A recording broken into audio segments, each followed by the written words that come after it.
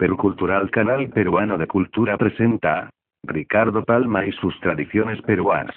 Tradición titulada La gatita de Mar Ramos que halaga con la cola y araña con las manos. Crónica de la época del 34º virrey del Perú. A Carlos Toribio Robinet. Al principiar la Alameda de Acho y en la acera que forma espalda a la capilla de San Lorenzo, fabricada en 1834, existe una casa de ruinoso aspecto, la cual fue, por los años de 1788, teatro no de uno de esos cuentos de Entreviges y Babador, sino de un drama que la tradición se ha encargado de hacer llegar hasta nosotros con todos sus terribles detalles. Y 20 abriles muy galanos.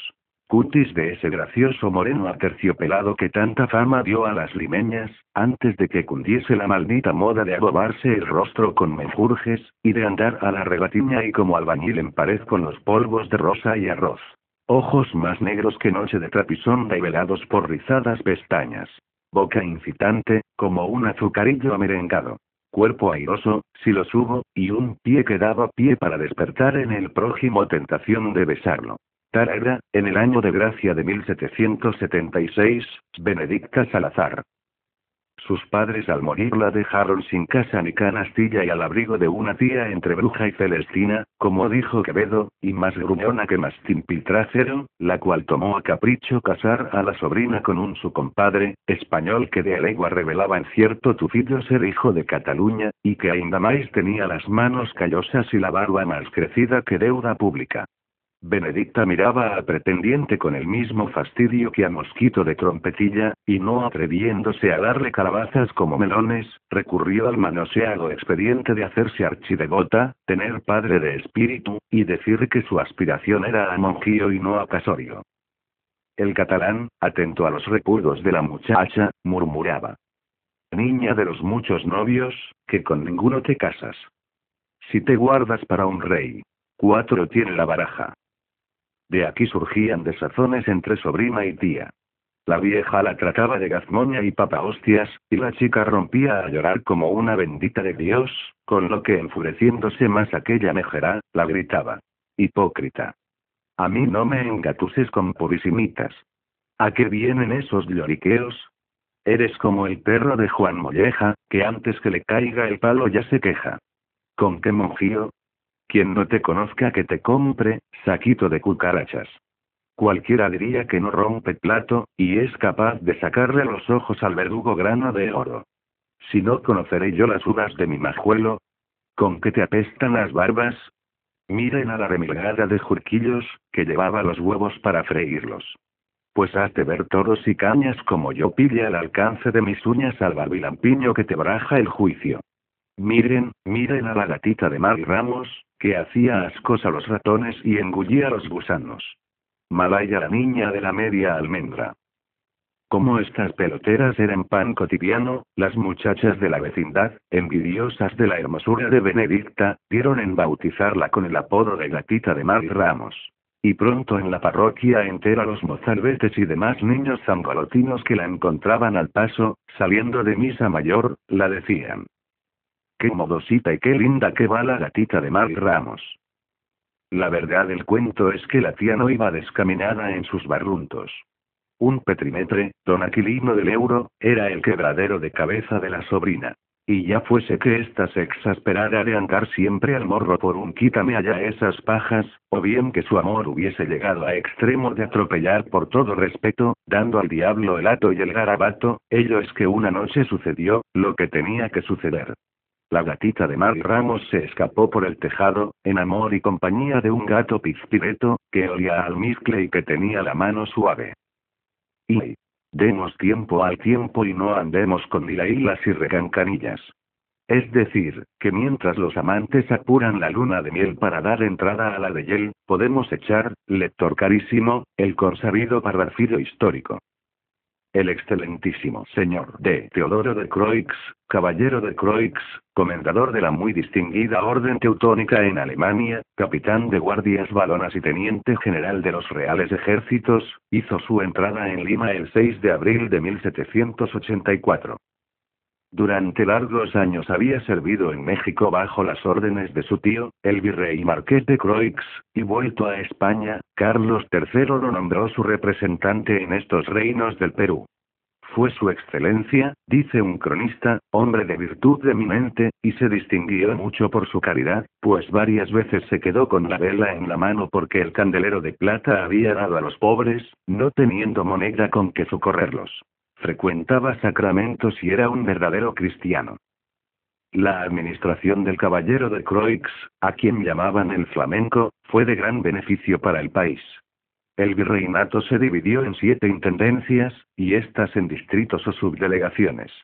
Estableciéronse la Real Audiencia del Cuzco y el Tribunal de Minería, repobláronse los valles de Vítor y Acobamba, y el ejemplar obispo Chávez de la Rosa fundó en Arequipa la famosa Casa de Huérfanos, que no pocos hombres ilustres ha dado después a la República. Por entonces llegó al Callao, consignado al conde de San Isidro, el primer navío de la Compañía de Filipinas. Y para comprobar el gran desarrollo del comercio en los 5 años del gobierno de Croix, bastará consignar que la importación subió a 42 millones de pesos y la exportación a 36. Las rentas del Estado alcanzaron a poco más de 4,5 millones, y los gastos no excedieron de esta cifra, viéndose por primera vez entre nosotros realizado el fenómeno del equilibrio en el presupuesto. Verdad es que, para lograrlo, recurrió el virrey al sistema de economías, disminuyendo empleados, cercenando sueldos, licenciando los batallones de Soria y Extremadura, y reduciendo su escolta a la tercera parte de la fuerza que mantuvieron sus predecesores desde Amat. La querella entre el marqués de Lara, intendente de Huamanga, y el señor López Sánchez, obispo de la diócesis, fue la piedra de escándalo de la época. Su ilustrísima, despojándose de la mansedumbre sacerdotal, dejó desbordar su bilis hasta el extremo de abofetear al escribano real que le notificaba una providencia. El juicio terminó, desairosamente para el iracundo prelado, por fallo del Consejo de Indias. Lorente en su historia habla de un acontecimiento que tiene alguna semejanza con el proceso del falso nuncio de Portugal. Un pobre gallego, dice, que había venido en clase de soldado y ejercido después los pocos lucrativos oficios de mercachifle y corredor de muebles, cargado de familia, necesidades y años, se acordó que era hijo natural de un hermano del cardenal patriarca, presidente del Consejo de Castilla, y para explotar la necedad de los ricos, fingió recibir cartas del rey y de otros encumbrados personajes, las que hacía contestar por un religioso de la Merced. La superchería no podía ser más grosera, y sin embargo engañó con ella de varias personas. Descubierta la impostura y amenazado con el tormento, hubo de declararlo todo. Su farsa se consideró como crimen de Estado, y por circunstancias atenuantes salió condenado a 10 años de presidio, enviándose para España, bajo partida de registro, a su cómplice el religioso. El sabio de Hipólito Unanue, que con el seudónimo de Aristeo escribió eruditos artículos en el famoso Mercurio peruano. El elocuente mercenario fray Cipriano Jerónimo Calatayud, que firmaba sus escritos en el mismo periódico con el nombre de Sofronio. El egregio médico Dávalos, tan ensalzado por la Universidad de Montpellier. El clérigo Rodríguez de Mendoza, llamado por su vasta ciencia Albacón del Perú y que durante 30 años fue rector de San Carlos. El poeta andaluz Terraya y Landa, y otros hombres no menos esclarecidos formaban la tertulia de su excelencia, quien, a pesar de su ilustración y del prestigio de tan inteligente círculo, dictó severas órdenes para impedir que se introdujesen en el país las obras de los enciclopedistas. Este virrey, tan apasionado por el cáustico y libertino poeta de las adivinanzas, no pudo soportar que el religioso de San Agustín fray Juan Alcedo le llevase personalmente y recomendase la lectura de un manuscrito. Era este una sátira, en medianos versos, sobre la conducta de los españoles en América. Su excelencia calificó la pretensión de desacato a su persona y el pobre hijo de Apolo fue desterrado a la metrópoli para escarmiento de frailes murmuradores y de poetas de aguachirle.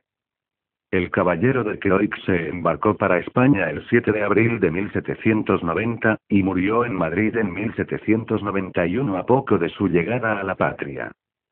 Y ¿hay huevos? A la otra esquina por ellos. Popular. Pues, Señores, ya que he escrito el resumen de la historia administrativa del gobernante, no dejaré en el tintero, pues con su excelencia se relaciona, el origen de un juego que conocen todos los muchachos de Lima. Nada pondré de mi estuche, que hombre verídico es el compañero de la broma, 4, que me hizo el relato que van ustedes a leer. Es el caso que el excelentísimo señor de Teodoro de Croix tenía la costumbre de almorzar diariamente 4 huevos frescos, pasados por agua caliente. Y era sobre este punto tan delicado, que su mayordomo, Julián de Córdoba y Soriano, estaba encargado de escoger y comprar él mismo los huevos todas las mañanas.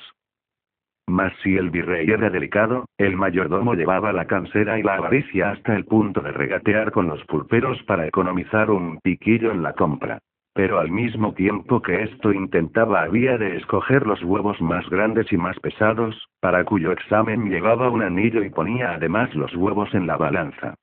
Si un huevo pasaba por el anillo o pesaba un adarme menos que otro, lo dejaba.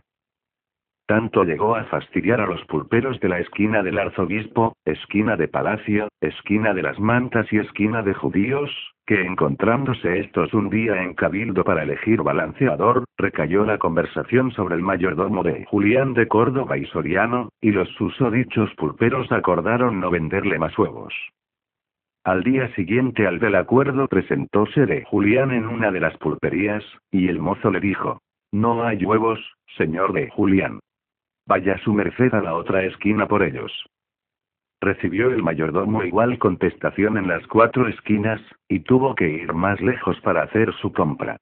Al cabo de poco tiempo, los pulperos de 8 manzanas a la redonda de la plaza estaban fastidiados del cominero de Julián y adoptaron el mismo acuerdo de sus 4 camaradas.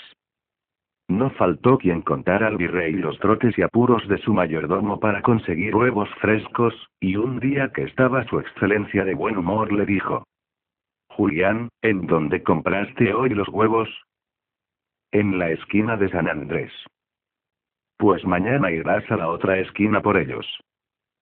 «Segurito, señor, y ha de llegar día en que tenga que ir a buscarlos a Getafe». Contado el origen de infantil juego de los huevos, paréceme que puedo dejar en paz al virrey y seguir con la tradición. Y dice un refrán que la mula y la paciencia se fatigan si hay apuro, y lo mismo pensamos del amor. Benedicta y Aquilino se dieron tanta prisa que, medio año después de la escapatoria, hastiado el galán se despidió a la francesa, esto es, sin decirle abur y ahí queda el queso para que se lo almuercen los ratones, y fue a dar con su humanidad en el Cerro de Pasco, mineral boyante a la sazón.